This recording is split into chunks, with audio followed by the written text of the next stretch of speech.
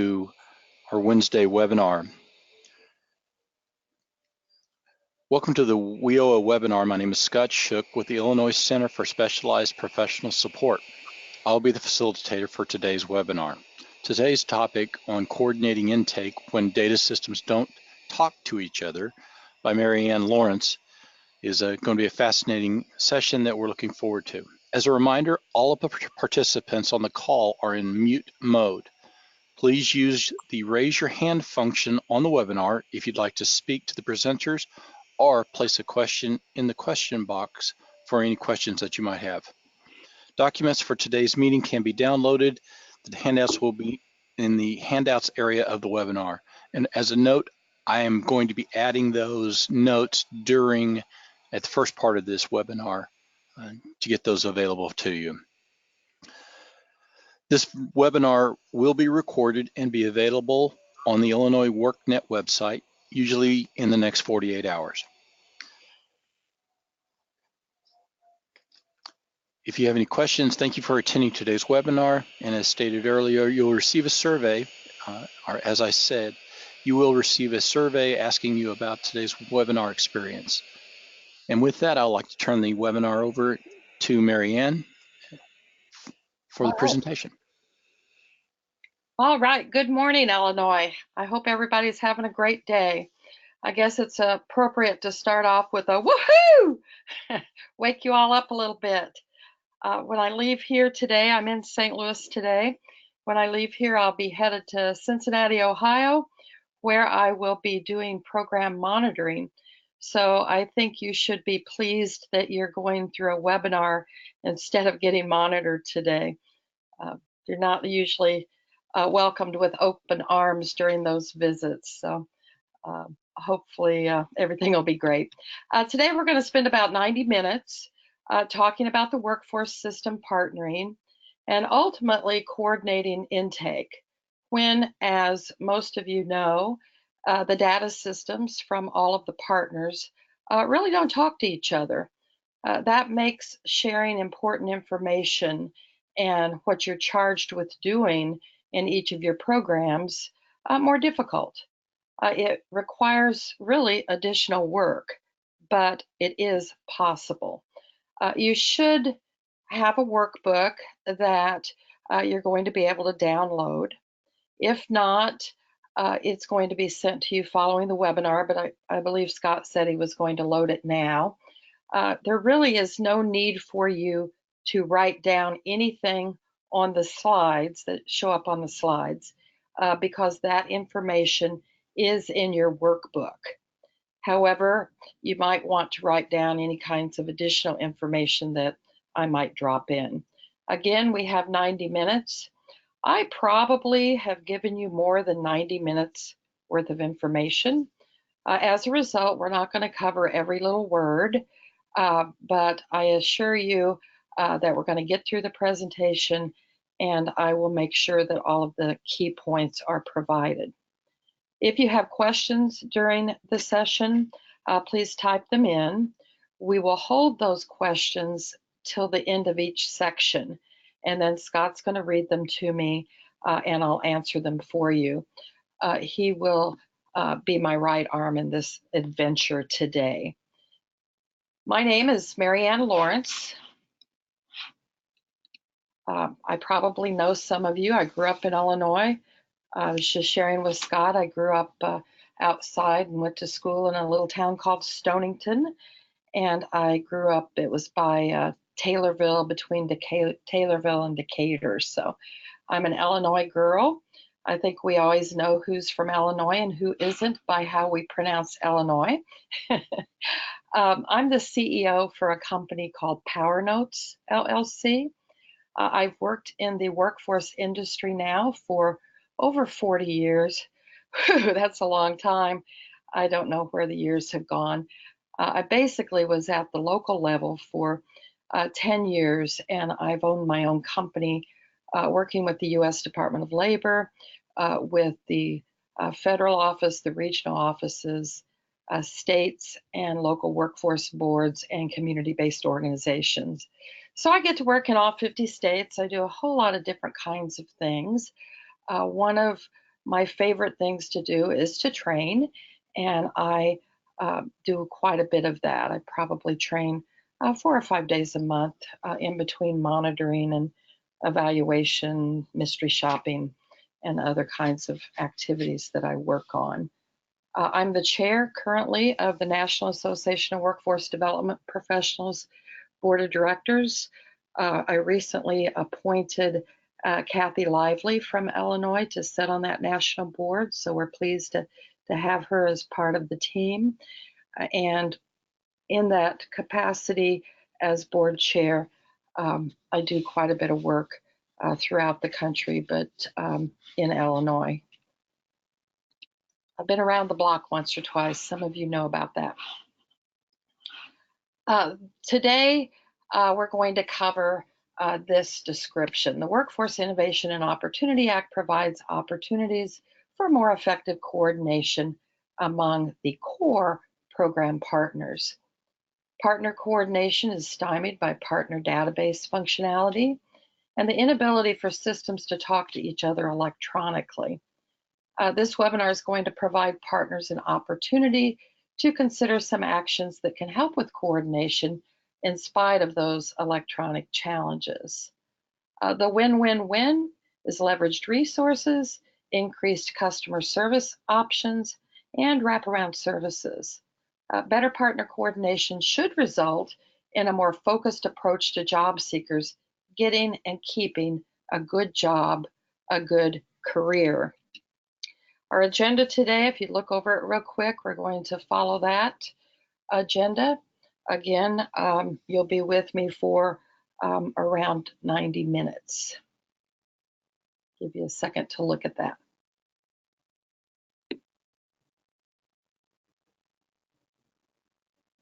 Okay, let's get started. We're going to start with the Workforce Innovation and Opportunity Act partner fundamentals. We're going to review some of these fundamentals that are associated with partnering. I'm going to start off by saying that when I'm talking, when I'm writing, I don't use acronyms very often. I also try not to be too bureaucratic. So when I'm talking to general public, I call the WIOA, or the Workforce Innovation and Opportunity Act, I call it the Opportunity Act. It just seems to be more understandable and less bureaucratic. So let's look at some partner fundamentals. The Workforce Innovation and Opportunity Act, or the Opportunity Act, is supposed to have partners who operate as a comprehensive, integrated, and streamlined system that provides pathways to prosperity and continuously improve the quality and performance of its services to job seekers and to our business customers, or commonly referred to as employers.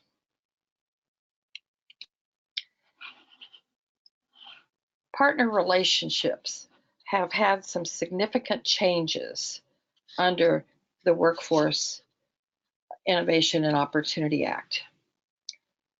There's 2 tiers of partners under the Opportunity Act. The first tier and the key stakeholders are called core program partners. This is different than previous legislations. The 4 required core program partners are the Title I Adult Dislocated Worker and Youth Programs, Adult Education and Literacy, the Wagner-Pizer Labor Exchange Programs, and the Vocational Rehabilitation Programs associated with workforce. Notice that I really did not type in here on the slide WIOA, Adult Dislocated Worker and Youth.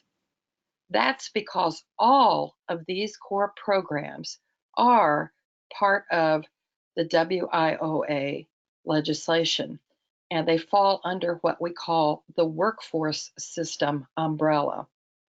Some states also include a 5th core program partner, which is TANF. TANF is Temporary Assistance for Needy Families. That option of whether to include TANF or not in the core program mix is up to the governor. The governor can reject that option. The second tier for partners, you have the core program partners, and they're shown here in red. They are also required partners. In addition to those 4 core program partners, the second tier has a whole lot of other partners that we're going to list here on the next few slides. What this means is that all of the required partners are supposed to provide access to their services through a one-stop, a career center, career link, whatever tag your state puts on your workforce centers. Access to can be as simple as a brochure and as complicated as scheduled visits or referrals to offsite facilities. It's up to the negotiations between each of the required partners and the local workforce system. These required partners pretty much remained the same from previous legislations, with the exception of a couple that we'll look at that have been added to it. So again, 2 tiers. We have core program partners and we have required program partners.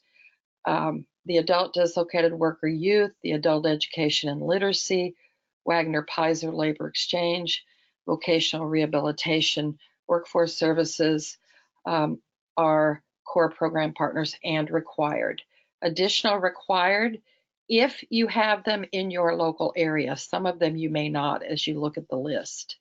Required partners that you should be working with, career and technical education, Title V older Americans, required one-stop operator or partners also include Job Corps, Native American programs, if you have any in your area, the migrant seasonal farm workers, veterans, Youth Build, Trade Act, Community Services Block Grant, HUD, and with HUD, Housing and Urban Development, that is any kind of workforce or career exploration money that they may have, unemployment compensation, and then the additional one that came into existence this year is Second Chance.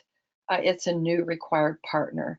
And then, of course, TANF, which is the governor's ability to either include as part of the required partners or not. As we move forward, we must understand that the Opportunity Act is all about enhanced partnerships. You will hear the terms a lot: customer-centered, customer-centric. Customer-centric services, or being customer-centered, focus on accountability and business results. That means that partnerships must be meaningful to create the ownership and buy-in to really achieve success across all of the partnerships with the job seekers and the business customers. Making an effort to provide seamless service to customers is essential as we strive to reduce customer confusion.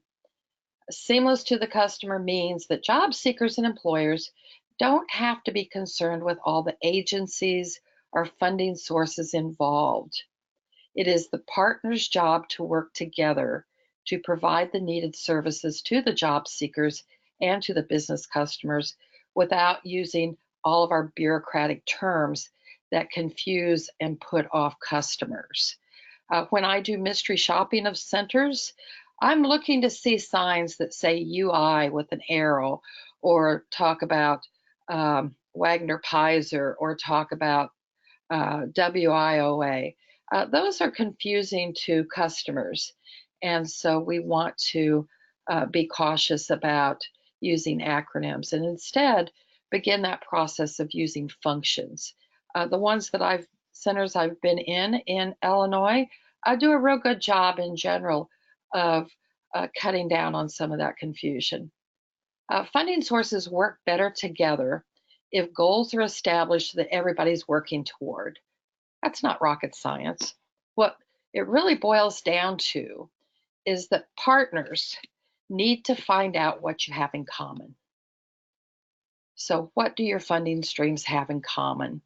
You need to know your WIFMs, WIIFM, your WIFMs.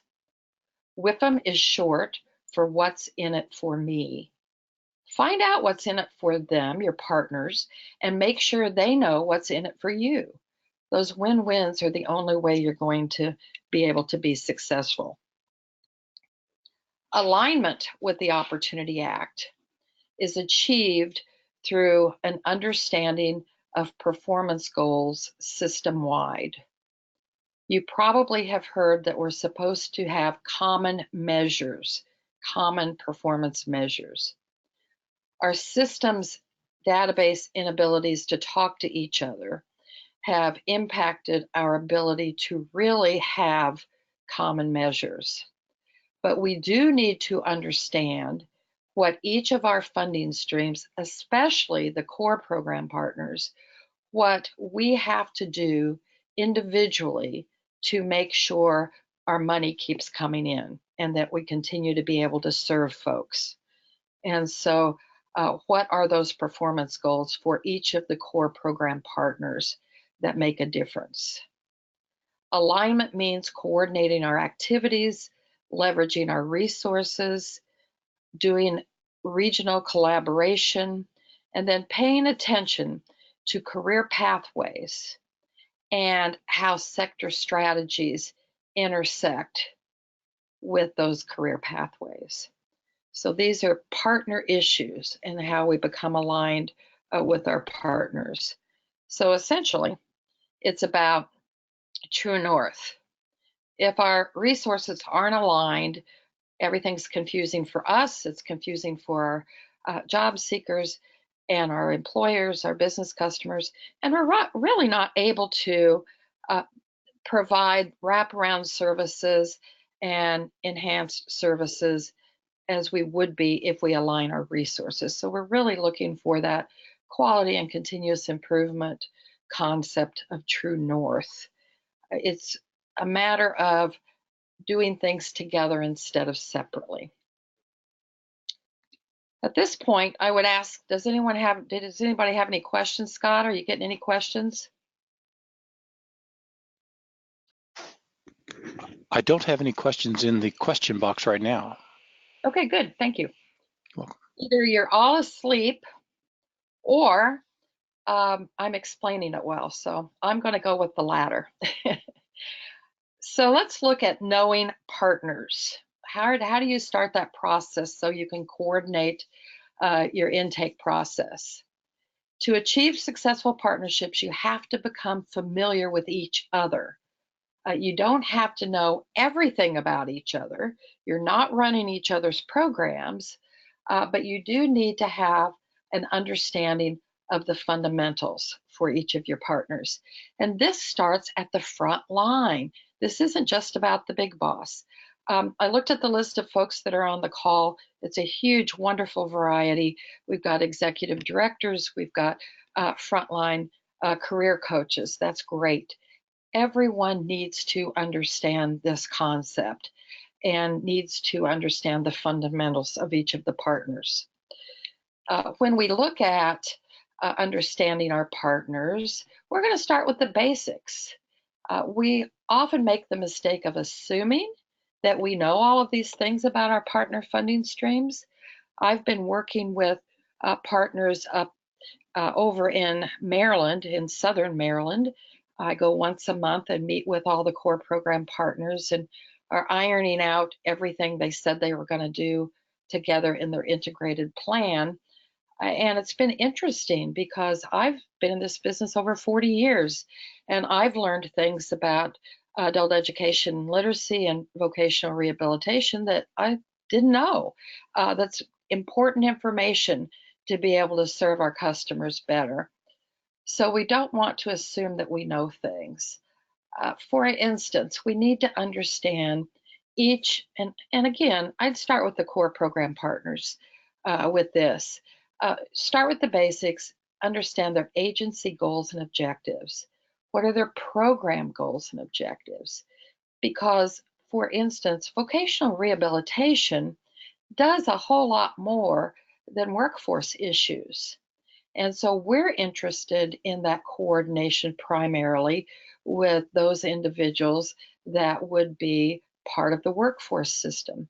So understanding the overarching agency or vocational rehabilitation goals and objectives are important. And then drilling down to understand the program goals and objectives are important. You need to know how they look at clients, how they're targeting clients, and what their eligibility guidelines are. I will say that previous legislations, the Job Training Partnership Act, the Workforce Investment Act, I spent a good 15, 20 years out there really convincing all of you to call your individuals you were working with customers. Under the Opportunity Act, they've really reverted back to calling them clients. And the reason for that is that there's a concept that business is the primary customer, and the workforce system is supposed to be coaching, molding, guiding, mentoring the job seekers, the youth, to prepare them to be equal to or better than applicants walking in off the street for that primary customer. So when you look at it that way, your job seekers and your youth are really the product and service that you're helping prepare for the customer. It's a whole different spin than what we've looked at for a long time. You want to know what services and products that each of the core program partners agencies are have, and also their programs. What do their programs have? This is going to be important. And I'm going to give you a couple of techniques toward the end of the session today to help you discover some of this information in a more interactive manner. There are some things that you don't need to know about each other, and we hold it pretty close to our vest. Uh, you don't need to know about your partners unless you're doing some cross-staffing arrangements for some of these. For instance, it's not your job to learn everybody's detailed program regulations. If you need help with something, one of their own subject matter experts will be able to help you. You don't need to know a complete history of all of the core program partners agencies and how their services have changed over time. You don't need to know their benefit package for their staff. You don't need to know what they're paying their staff, for instance. Now, I just did a wage survey for the local workforce boards in Kansas, and they wanted to know information about benefits and staff compensations. And basically, the approach I gave on that is we're not going to name names, we're not going to state agencies, we're going to state job titles and so forth in each area, but we're not going to say what area the information came from. Because people are, even though we're public information, people are pretty protective of what they're paying their folks and the benefit package. And that's going to be particularly true for those of you that have for-profit vendors that are working in your local areas. They're going to be more conscientious about sharing that information. Becoming seamless. The word seamless is interesting. We use the word integrated all the time, and integrated kind of scares people. Integrated says to some folks who've been around a long time because of previous bad experiences, integrated means partners are going to take over partners' funding streams.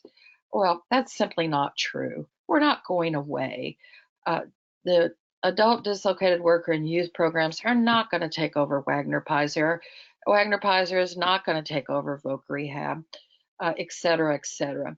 So instead of using the word integrated, we've shifted to use the word seamless. And essentially, seamless is how we are all working together, and behind the scenes, we have our individual funding sources. In front of the scene, with our customers, we're not using individual partner acronyms and so forth. So to the job seeker, to the youth, to the business, we're seamless. They don't know which of us works for adult education, which of us works for the youth programs, which of us works for vocational rehabilitation, etc. They just know that different individuals are working with different services and activities, and they coordinate among themselves to make the success happen. So to become seamless, we have to detail how partners qualify and enter partner programs, how job seekers are qualify or enter your programs, how partner agencies define that successful outcome. I mentioned earlier the performance measures, really the types of customers each of your programs or agencies are well equipped to help. And then really becoming seamless is having a common identifying brand. The states have worked with local areas over the past few years to brand the one-stop job centers. But interesting enough, my work around the country with partners is that if you're not co-located in that center, you may not feel like you're part of that brand. And to really become successful in the partnering and seamless area, everyone becomes part of that brand, even if they're not co-located. Everyone should be considered part of the workforce system that are core program partners or required partners. So we have to stay on top of that.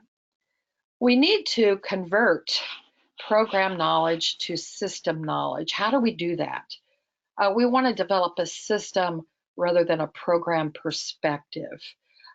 Say I'm writing a grant. I should make sure that when I'm writing that grant, that I look for ways to include the other partners, particularly the core program partners, and that we approach the grant from a systems perspective rather than in a silo from a program perspective. So what we want to do is to think about ways we're going to improve the system as a whole, not just our agency. We want to be able to suggest ways to build on some of the strengths of different partners. For instance, it's been picking up some speed again lately.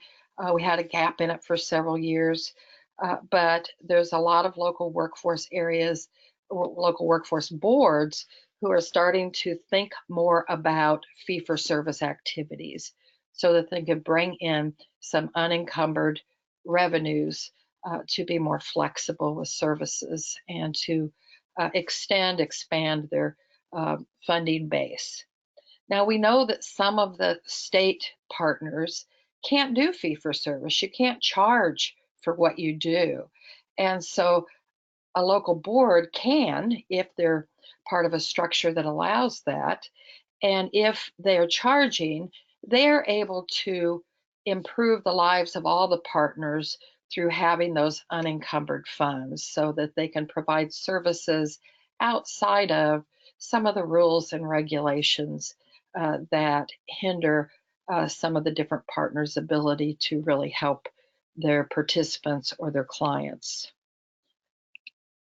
We want to also, as we're converting program knowledge, understand how partner agencies do business. So that starts with what are their funding sources and how much money do they get? You also need to know what level do they get the money from, federal, state, local, because there's different program policy decisions that are made. So where are they getting those policy decisions?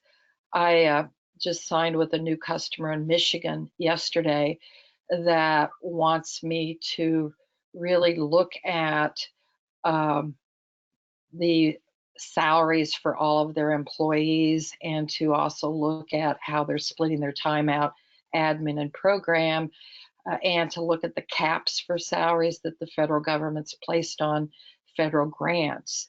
And so one of the things I have to do is look at, how are they split up? How are their money? Do they have federal money? Do they have state money? Do they have local money? Do they have profit that they can include as a support to not going over the cap that the feds have put into place? So it's important information. You also want to know the geographic service areas for each of the partner agencies and any type of local or regional service delivery sites. So essentially, particularly if they're not co-located in with all the other partners, the core program partners, where are they located? That's going to be important. And you want to know their staff positions and job descriptions. So how do they do business? We know now, and I've been doing lots of training on, I was in Oklahoma last week training 2 days, that case management's dead in the adult dislocated worker and youth programs. The reason it's dead is that we don't look at them as a case. We look at them as individuals that were preparing for to get and to keep a good job at a family living wage. But they're not a case. And so we have migrated to job titles that talk about career coaching or career guidance or etc. So we've gotten away from job titles that say case management. Important to know. But each agency, probably each of your core program partners, probably have different job titles for individuals that do the same types of work. So frontline workers that connect to and work directly with the clients. What are their job titles? What are their job descriptions? This can be very helpful to you as you're working together to move forward with this. You want to, as part of knowing how a partner agency does business, you want to know how their business practices influence how well services meet their customer needs. What does that mean? Well, that basically means what's driving them. Do any of you do customer service surveying and use those surveys to actually make changes in your organization? Or are you doing customer service surveys and you check off the box that we did a customer service survey? We didn't do anything with what we found out, but we did one. So business practices influence how services meet customer needs typically. You also want to look at business practices and how they define agency cultures and how they shape staff comfort levels. Resolving differences in how agencies do business is going to be one of your most difficult challenges. For instance, if you work for a state bureaucracy, your work culture can be very different than if you work for a community-based organization. I've been a local workforce director for a community action agency in Missouri many, many years ago. And then I was also a workforce executive director for the city of Bloomington, Indiana, a 6-county area. And I was part of the mayor's office, so it was a governmental entity. Those were two very different work cultures and had some very different rules and pros and cons on both sides. There isn't one culture that's bad and one that's good, just that business cultures are very different. That's caused a struggle among some of the partners over the years. It's caused us to be somewhat of what I call a dysfunctional family. You have to learn to understand your differences and appreciate them rather than waste a lot of energy on trying to change each other and worrying about whether or not you're going to take each other over. That's just simply not going to happen. You want to know your partner goals and objectives. What outcomes is the agency or program interested in furthering? What types of customers Do they require or encourage to be served? How specific are their mandates? Some funding streams are more flexible than others. What specific goals or objectives do they have? How are they measured? And what's the period of time they're measured for? That can make a big difference. We want to understand how goals and objectives shape their services and the way they do business. Identified, then once you see all the goals and objectives, which ones do you share? And then look at those you don't share and how can you still work together to help each other be successful with those. That's going to be critical. So what do you have in common and what don't you have in common? And how can you work together to make that successful? You want to know the partner's eligibility and targeting for their job seekers and their youth. What are the eligibility requirements for qualifying for the program? Are there any additional selection criteria that have to be met before somebody gets services? I discovered recently in one of my partner meetings I was facilitating that vocational rehabilitation, adult education literacy, didn't really understand the concept of suitability. You can be eligible for the adult program, but you might not be suitable for the adult program. And they didn't understand that. So that was a really good dynamic and honestly discussion that some of the partners were very happy with because, I send them to you and you don't take them. Why don't you take them? Well, we don't take them because of their suitability side. Example, if I've got somebody that's enrolled in adult education literacy, they're pretty flexible most places. You might have individuals that go for a month every week, and then they might not show back up for 3 months, and then they might be there a couple times, and then they might not show back up for a while. So that individual getting referred to the adult program probably wouldn't be considered suitable because of their lack of attendance or lack of what we'll call showing accountability or responsibility to show up and be on time.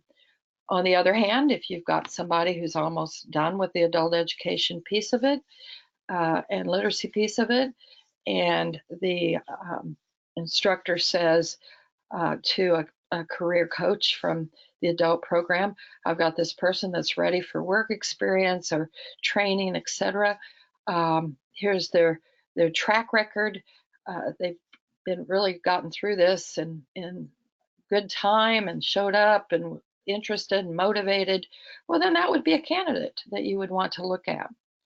You want to balance between what the demand for services and how much funding or service capacity each of the programs have. So, do any of your core programs have a wait list?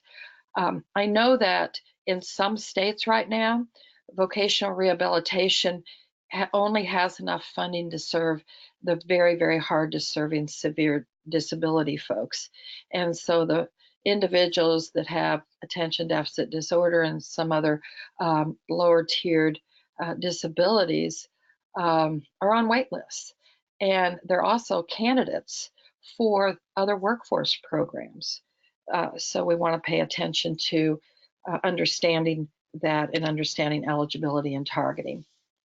When we look at services, we are looking at what different services each program offers, what are the different levels of service, and how do each of the partners assign services.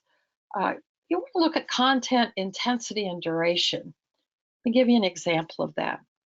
If you're running a job club, which by the way, a lot of people aren't doing, and it is one of the highest entered employment programs in the workforce system.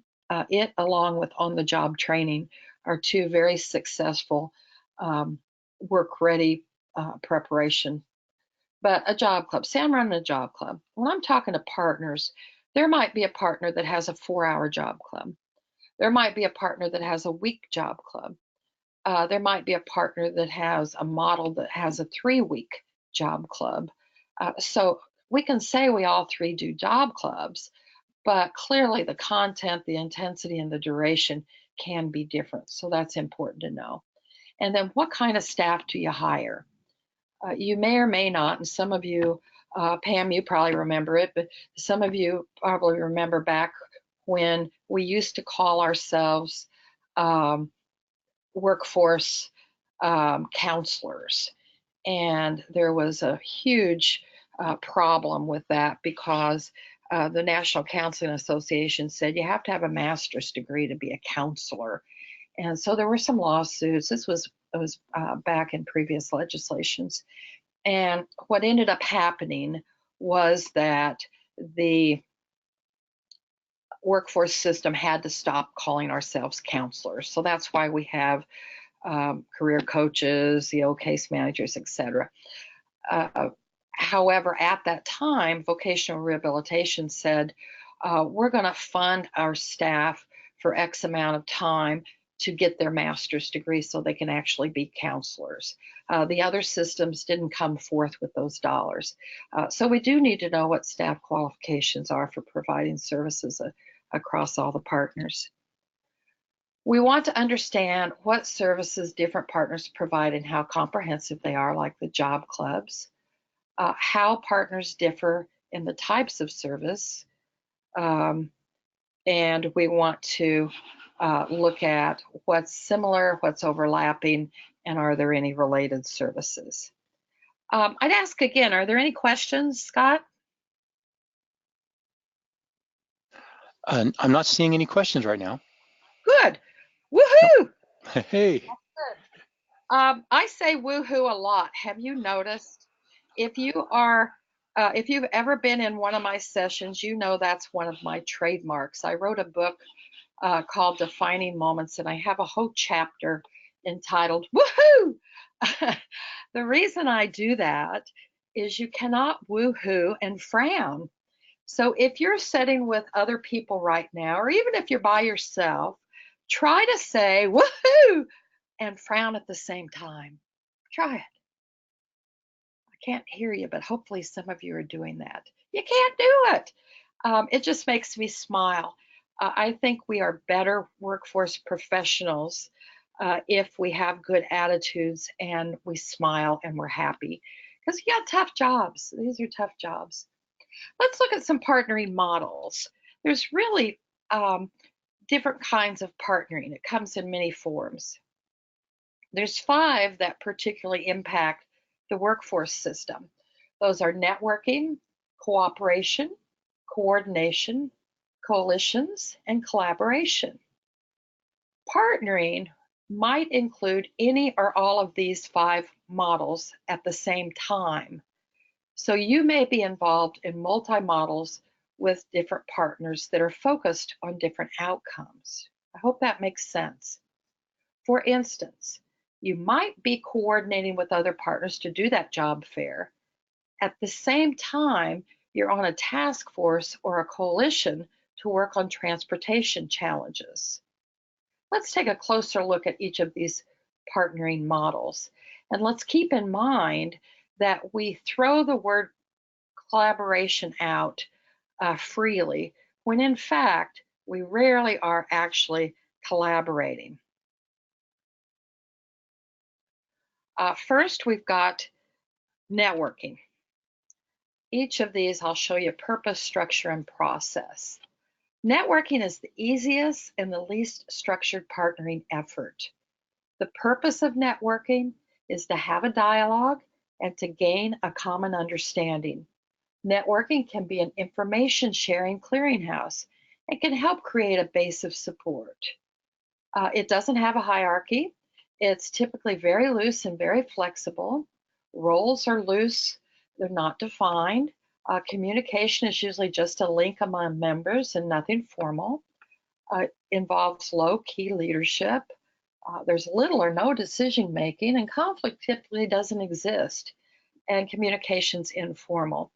Perhaps you've done some networking with partners and with your local Chamber of Commerce, because it's pretty typical for chambers of commerce to have networking evenings or happy hours, etc., for different business folks and agencies that help them to get together just to chat and get to know each other. That's a good example of networking. Let's look at cooperation. Cooperation is the next partnering model. Cooperation is a normal partnering type which involves matching needs, limiting duplication of services, and ensuring tasks are done. The cooperation structure is typically a central body of people as the communication hub with semi-formal links. Roles can be somewhat defined. Usually the links are advisory and there are little or no new financial resources involved. Cooperation involves typically facilitative leaders, and decision making can be complex and there may be some conflict. So communication is typically formal within a central group. Um, Cooperation you do really on a regular basis with each of your partners. Perhaps even attending this webinar with partners would be part of the cooperating. It would fit each of those purpose and structure and process elements.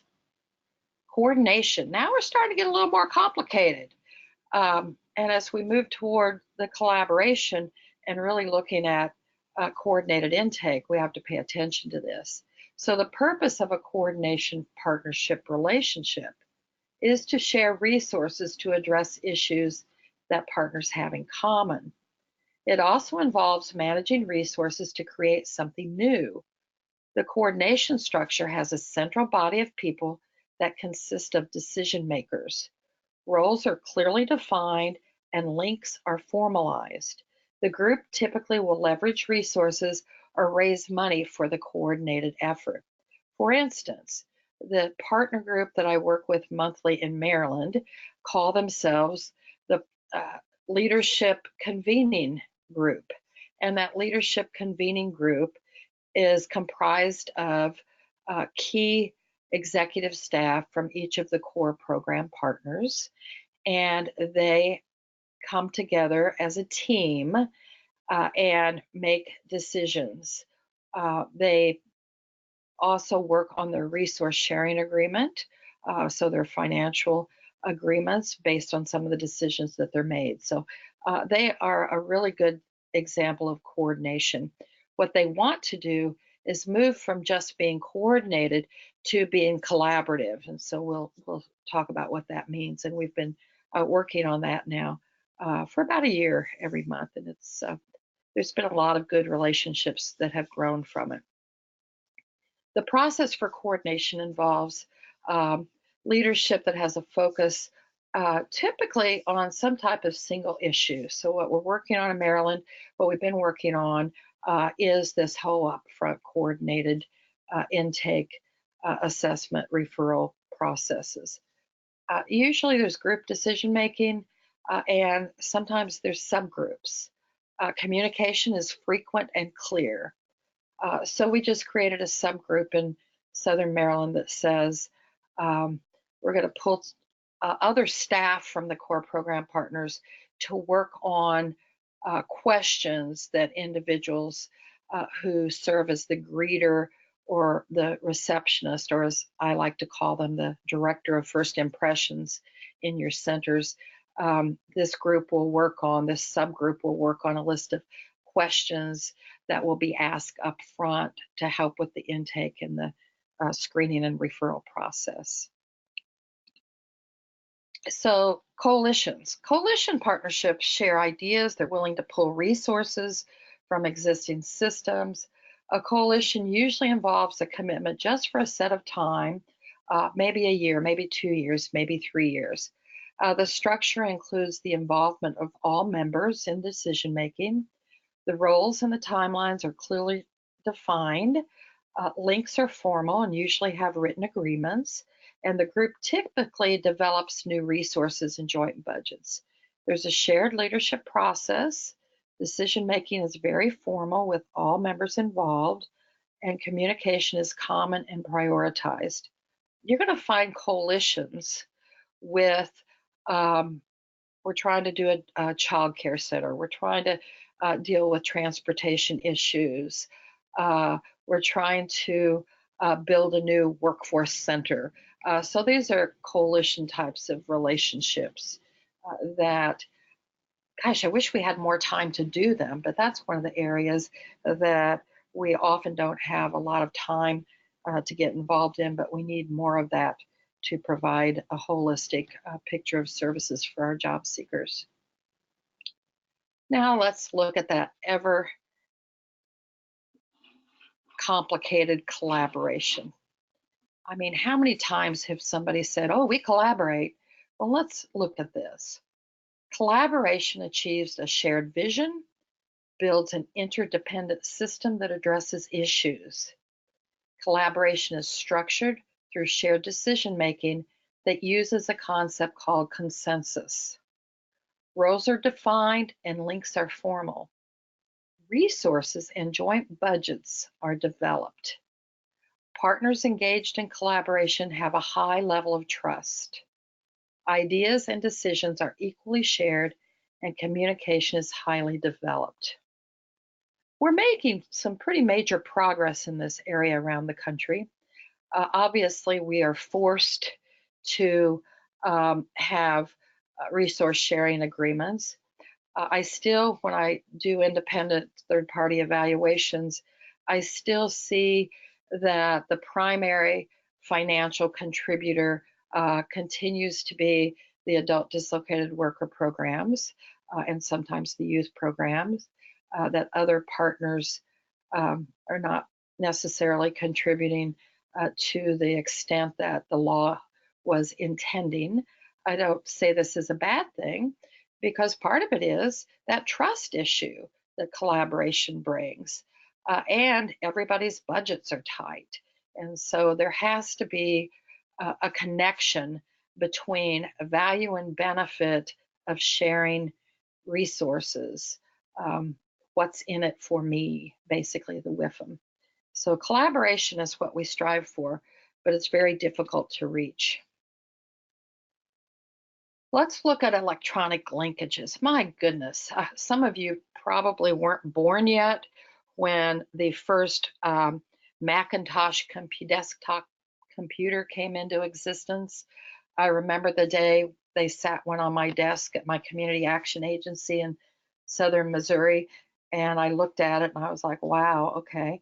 Boy, have we come a long way. Then we moved to, oh my gosh, we have a fax machine. You're going to laugh because we don't really use fax machines much anymore. But in general, back then, they kind of ruined our lives, because we would be able to say before fax machines, oh yeah, I'll get that to you. It's in the mail. And then we'd run and put it in the mail real quick. But with fax machines, if we didn't have it done yet, we couldn't say it's in the mail and get it done that day and send it, because people would say, hey, fax that to me right now. So we moved from a delayed process to a real-time process. And boy, now it's even, I can't even imagine where we're going to be at in another 10 or 20 years with texts, with all of the different social medias that we have, and with our electronic linkages. But if we look at these same 5 partnerships, at the ones in the partnering models, in terms of those electronic linkages, you can see that there is a continuum from networking, which is an informal information sharing, to sharing links. That's, you have a website that has links to each of your partners on it, through some type of coordination effort, all the way to integrated career planning. That is a collaborative effort. And that's what we're striving toward, because this legislation, we're talking about shared intake today, but it gets much more complicated.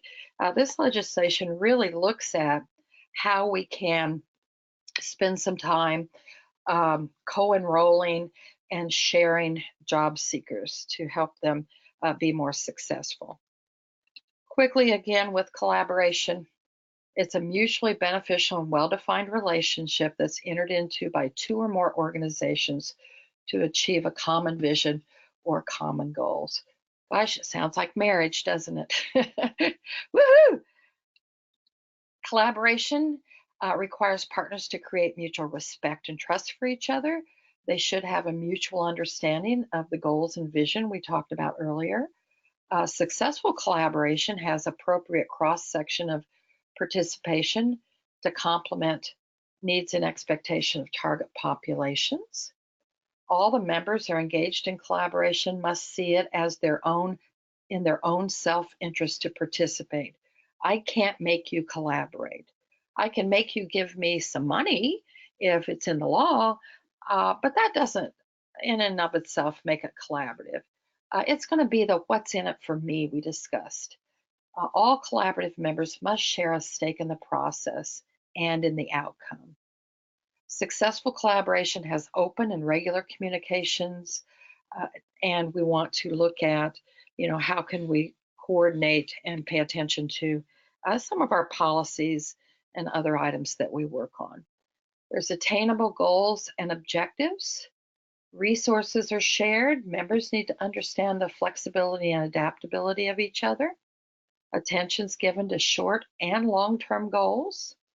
And important to the collaboration is the ability of all partners to document and get credit for accomplishments from an individual standpoint and from a collective collaborative standpoint.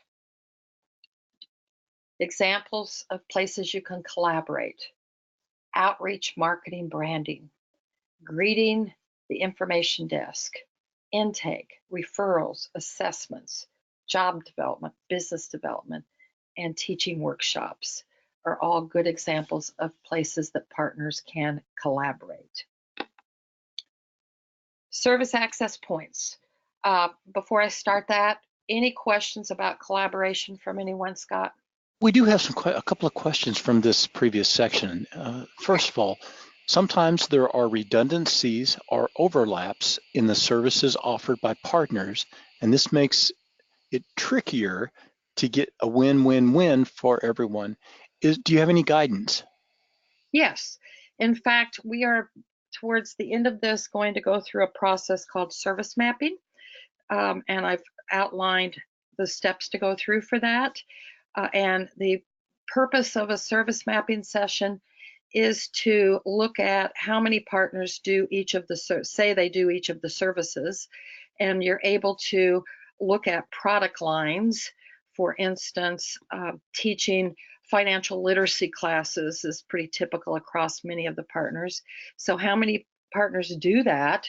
And once we discover that that product line has several partners doing it, then we can coordinate with each other to either share that responsibility and to have cross-section of clients from different partners in it, or we can provide one partner as the primary source for that and save the other partners some money so that they can use it for other services that have less partner engagement. Does that make sense? Sounds like there's more to come, and some good suggestions that we're going to look forward to. A second question: we are having issues in our WIOAs with tracking customers who utilize the services and capturing their employment results. Any suggestions on that? Yeah, we're going to talk about that here in just a few minutes. I'm looking at my clock. We're still doing good. So I'll cover that. And if I don't cover it, whomever asked the questions, hit me up again. Sounds good. Thank you. All right, thanks. Service access points. We want to understand that access starts with outreach and recruitment. So here's a variety of ways for outreach and recruitment.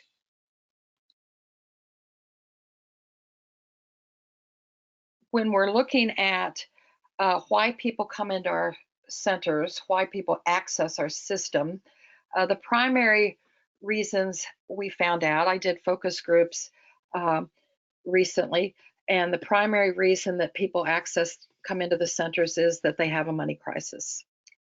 The second reason is that they have a basic need of food, shelter, clothing. The third is work, and the fourth is they're looking for a career. But someone says to them, go into that center and tell them that you need a job. So they'll walk up to the reception area, to the director of first impressions, and they'll say, I need a job, when in fact they have a money crisis. But we act like sometimes McDonald's, and they've placed an order and we're going to fill their order. So we either do a job match with them, or we put them into a program, put them into work experience, etc. And we wonder why when they get their first paycheck, they're gone, they leave. That's because they probably came in for a money crisis and they got the money and they were able to deal with that short-term crisis and problem solved until next week when they have another money crisis. So one of the things we have to learn to do up front is be more conscientious about being able to identify who's ready for work and a career and who is still dealing with money crises or basic needs. So part of that upfront information has to be that as we move forward. How do people access this? Well, they access this on the telephone, on the internet, at your one-stop centers, and in your partner agencies.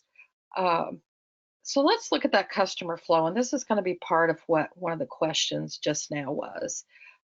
Customer flow is the steps an individual goes through to access, understand, and use employment training resources.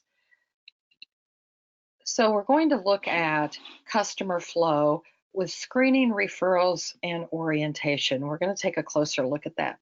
I hope you can see this chart on your screens because it's an important chart. This is representative of how you can work together in a collaborative, coordinated fashion without databases talking to each other.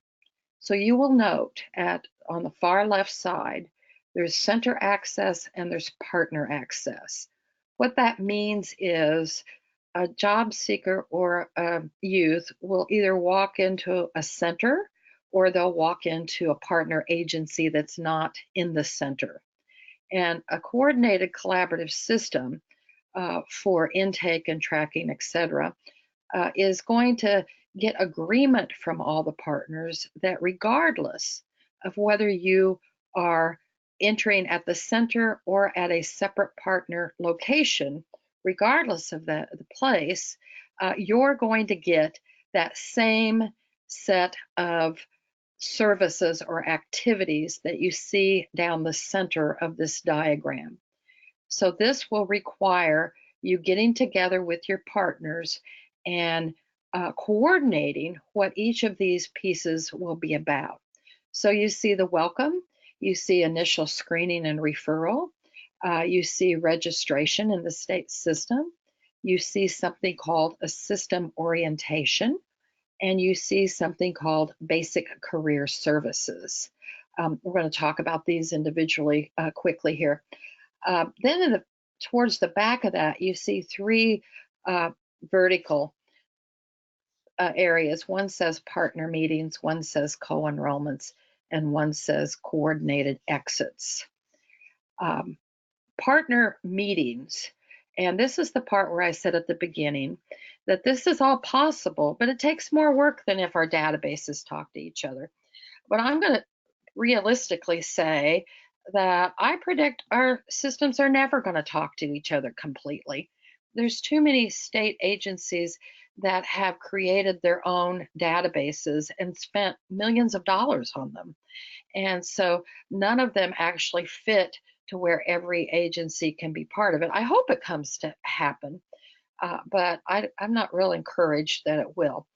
So we're going to have to come up with some other systems. So you have to have partner meetings, and everybody's meeting to death. So these can be virtual meetings, go to meeting sessions, or you can have them, you need to almost have them monthly at least. And in those meetings, the two things you want to be sure you're doing with each other is having lists of clients that you feel like are suitable and eligible for co-enrollment with one of the other partners. So you want to discuss and sell co-enrollments. I've got an individual that's ready for this. Can you help them? Can you take a look at it? And then we also, in those meetings, need to coordinate our exits, because technically, if our systems all talk to each other, if they're co-enrolled in both vocational rehabilitation and in the adult program, for instance, if they're co-enrolled in both of those, if they finish one of those, if they get finished with their work with adult program, but they're still doing activities with vocational rehabilitation, technically, they're not supposed to exit the one they finished until they're done with all of them. So coordinating those exits and talking to each other about those, that will become more and more important as we get more guidance on common measures. That will become a critical issue. For now, many local areas are not doing co-enrollments, and we should be, because the whole concept behind them is leveraging resources, providing more service options to our job seekers, etc. So it's an important element of this legislation. If you look at the top in the blue and the bottom in the green, if the arrow goes to the top, that means the client's referred internally to the workforce, to a workforce system within the workforce system at the center.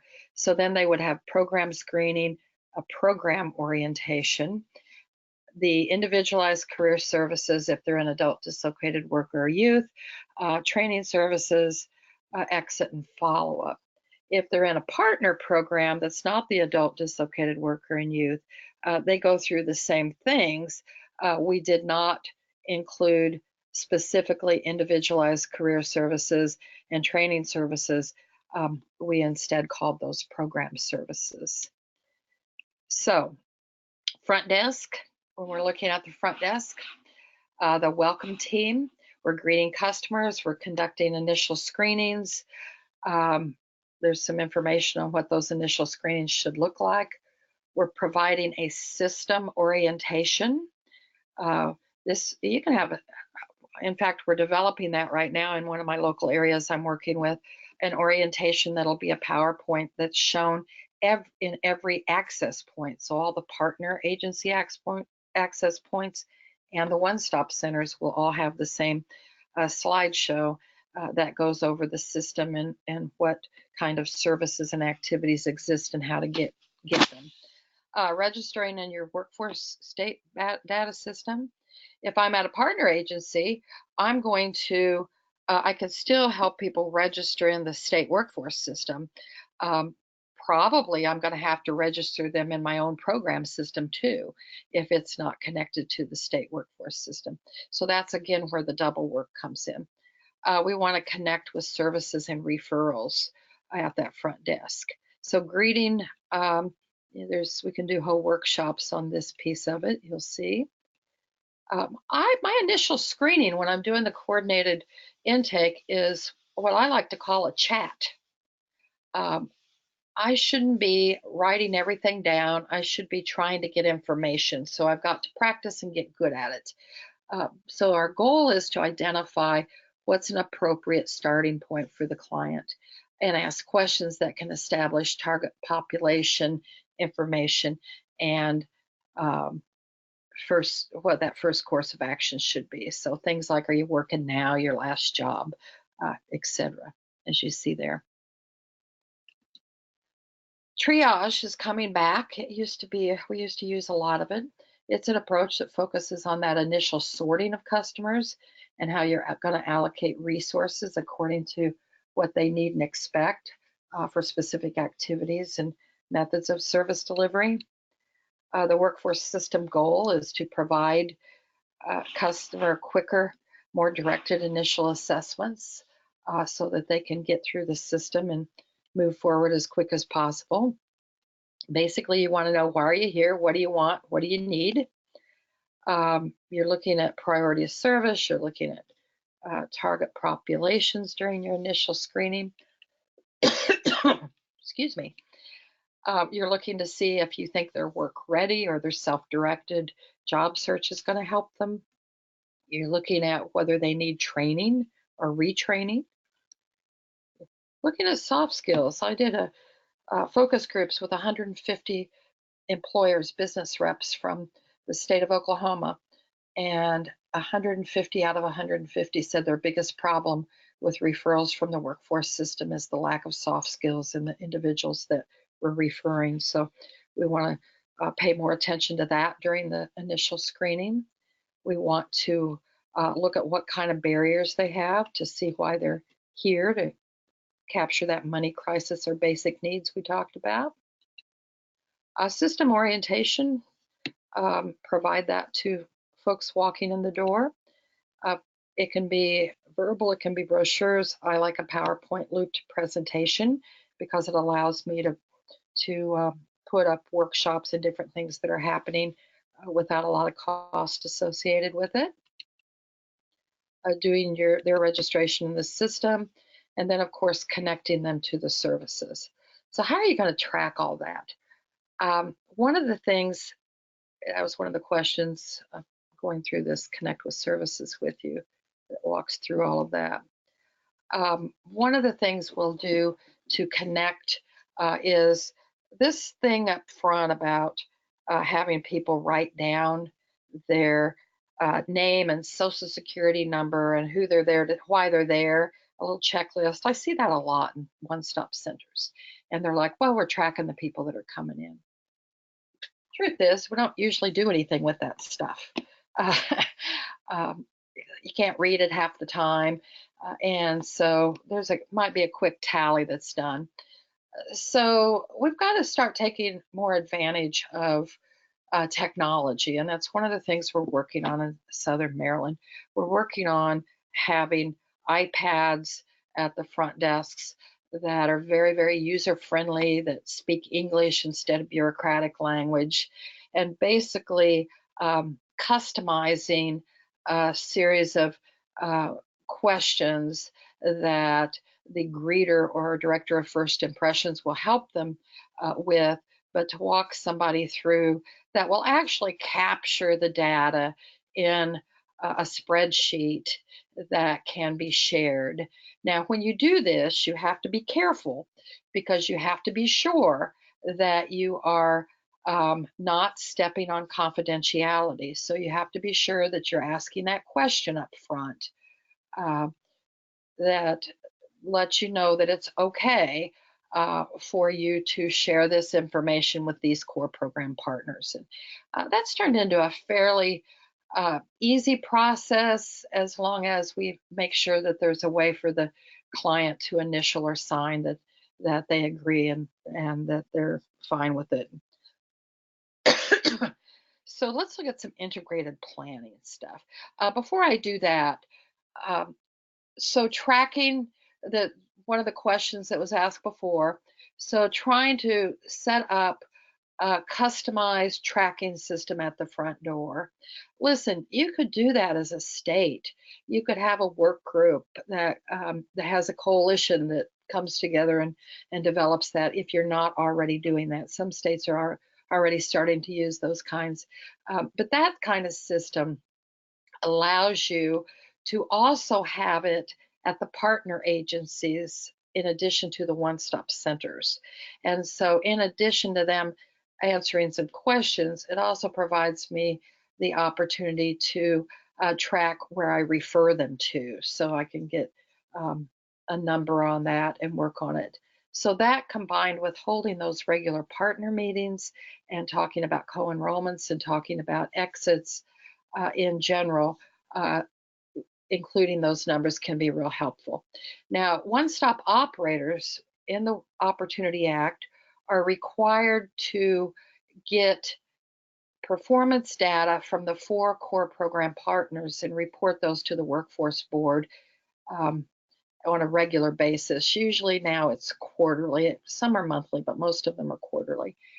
So that type of tracking system is really going to help the operator a lot in terms of being able to figure it out. But at this point, there's no way to track and to pay attention to this without turning to something associated with technology that can give us information that will help us to be able to do that. So the individual that asked about tracking, are there other, did I get any questions during this one?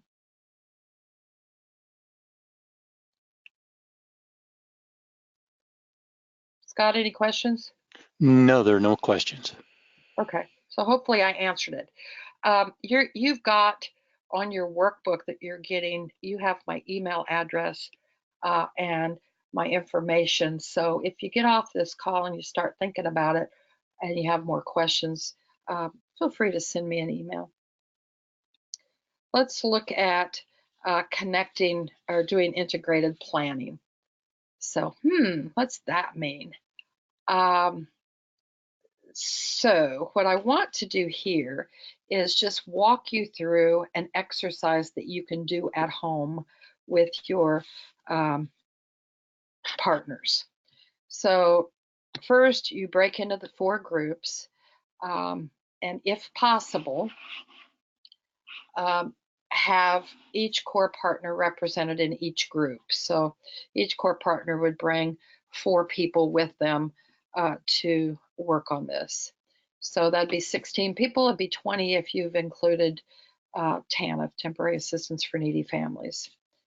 Then, based on your customer flow design, maybe using the one I suggested to you up front, or maybe you have a different one, you're going to complete, as each of the 4 groups will complete an exercise. You'll want a recorder, you'll want a reporter from the group. So assignment for the first group is the initial screening assignment is considering all of the core program partners have to provide some type of integrated services. It's important that the initial screening is fast and efficient and gathers enough information to determine if an individual is, and I emphasize, potentially eligible for one of the core program partners. No partner can assume that an individual's eligible for somebody else's programs. So we're talking about potential eligibility. Then the assignment is the small group's going to brainstorm questions that should or could be asked to determine if that individual is a potential client for the core program partners. So this is where you're coming up with that list of questions in your initial screening as you're working on intake processes. If you're doing system orientation, the second group, considering all the core program partners, you're going to brainstorm what should be included in a system orientation video or PowerPoint. What should be there? That's going to be kind of a fun little group to work on. My idea of fun and your idea of fun might not be the same thing. I'm kind of a process geek. Integrated planning, the third group is the referral process, and that's where your small group's going to brainstorm the steps for each of the core program partners related to referrals in and out. I saw a promising practice that I really liked. It was vocational rehabilitation has, in some states, has an online appointment system. And what that means is the greeter or the director of first impressions or one of the other partners can go online and they can send a referral to Voc Rehab that will be opened within 24 hours. And you'll get a notice back that says it was opened and that individual has been referred. And then it allows, it goes into talking about vocational rehabilitation's got this referral, and we'll see what happened with this referral at our next partner meeting that we have. So again, using technology, what we want to look at in the local area that I'm working on with this is we want to look at how to create a web-based, just quick referral system that's for the core program partners within the workforce. Usually the local workforce board's computer screen So that can be important. Or perhaps if you've got somebody that's real good at the programming side of it, it can be part of that iPad process at the end that's accessible for staff only to show referrals. Basic career services, those are services that are available to anybody. You don't have to be, that comes into a center, you don't have to be eligible for any of the programs. So you'll see that there's a process here to look at that. And here's the piece that we talked about earlier that I really want to go over with you quickly. I know we're about finished, but let's go through this. Service mapping. This is a simple partner exercise that identifies services each partner provides. It can be real helpful to looking at what one of the questions was earlier on multiple partners doing the same kinds of services. I can send out a spreadsheet and tell each partner to check off that spreadsheet, but what I have discovered is that this process is interactive, it's fun, and it's really eye-opening. So what I do is I give each partner their own color-coded Post-it notes. I just did one of these 3 weeks ago. I did one in Los Angeles that had 80 partners. I had to find 80 different kinds of Post-it notes. I had to get really creative. And the one that I just recently did had focused on the core program partners, so I only have 5 partners. So I'll give them the coded Post-it notes can be different colored ones, using same colors with different symbols on the corner, abbreviations on the edge, but they need to be unique to each partner. Give them a stack of them. And then you're going to distribute a list of the services and product possibilities. So you're going to be looking at all different kinds of products and services. You will then ask is each partner write each of the products and services that he or she believes that they do per Post-it note. So if I do a customer service plan, I'll write that on a note. If I do financial literacy training, I'll write that on a note. If I do resume writing, it's on a note. If I do interviewing skills, it's on a note. Hopefully you get the point. Then I ask them to put those notes up on the board, up on a wall. You got to have a wall that Post-it notes stick to, just a word of advice. There's some spray you can buy that you can put on walls or on large sheets of Post-it flip chart paper. But make sure you don't want a little Christmas tree with little fall leaves coming down. You want to make sure they stick. I found that they really stick well on glass. So if you're in a room, but you got to have a really good wall to do this. So once everybody puts their Post-it notes up, then you do an affinity diagram process. And that's where you play the match game. All the partners put their notes on the wall and they cluster those into like services. Customer service plan, we all call them something different. Some of us call them employability development plans. Some of us call them individual service strategies, customer service plans, etc. So just about everybody does those. So you're going to cluster them, and then you're going to be able to visually see which services have several providers, which only have one. Are there any services that don't have any? And that's how you can make your decisions on which services to coordinate. If everybody does a particular service, then how can we do it together better, faster, cheaper, quicker? How can I have a trainer that instead of training a workshop 3 times a week, I only train it once, and another partner trains it once, and another partner trains it the 3rd time. So I'm saving 2 days of staff time that I can do something else with. And we have coordinated effort of clients setting in classes that are cut across funding sources. Then I take what's on the wall and I put them into a spreadsheet so that we can see that spreadsheet. You can use this spreadsheet and attach it to your memorandums of understanding. So each of those, like the customer service plan, becomes a product line work group. So you would have partners in each of the clusters get together to discuss their services. And part of that services is that whole piece of who's your target population, what are your eligibility requirements, how long is your service, how complex, intensive is your services, and what are your expected outcomes. That will help you understand that just because we call something the same thing doesn't mean it's the same thing.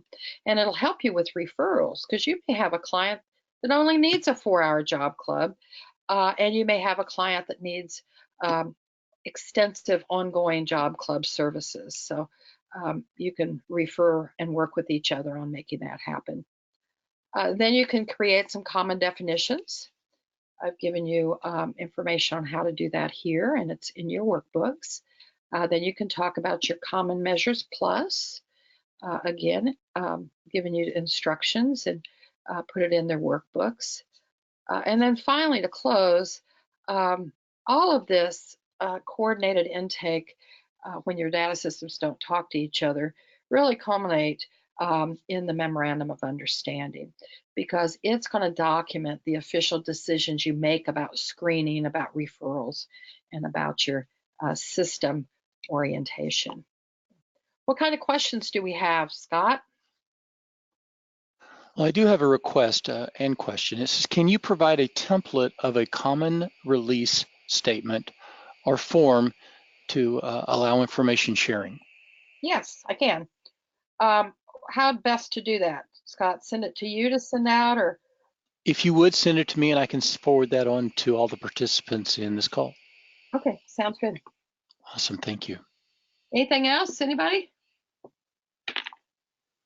I show that it's 11:28 Central Time, so I think we're right on track. Sure has been my pleasure. I like face-to-face classroom training, but certainly this is more cost-effective, and I hope it was beneficial to you. Scott, I'll turn it back over to you. Okay, thank you. And thank you, attendees, for attending today's webinar. As I stated earlier, you'll receive a survey asking you about today's webinar.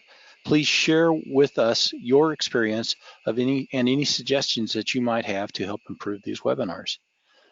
This webinar has been recorded and will be made available through Illinois WorkNet in the next 48 hours. With that, I'll say thank you and have a great day. Thanks, everybody.